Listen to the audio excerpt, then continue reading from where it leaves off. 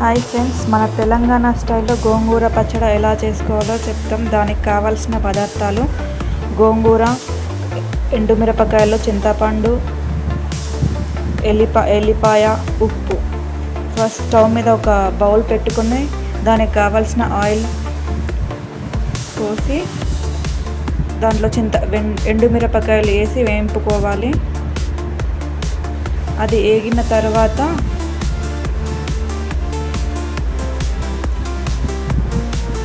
మంచి దూరగా వేయించుకోవాలి. వేగిన ఎండుమిరపకాయలను ఒక బౌల్లోకి తీసుకోవాలి, అది మిక్సీ గిన్నెలోకి. తర్వాత అదే బౌల్లో క్లీన్ చేసుకున్న గోంగూరను వేసుకొని వేయింపుకోవాలి. అది కొంచెం మగ్గిన తర్వాత కొంచెం చింతపండు వేసి వేయింపుకోవాలి.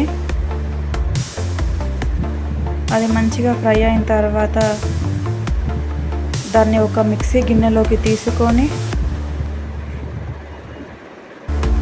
అందులో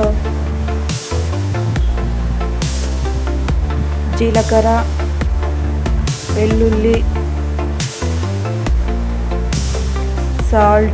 సరిపడా సాల్ట్ వేసుకొని మిక్సీ పట్టాలి.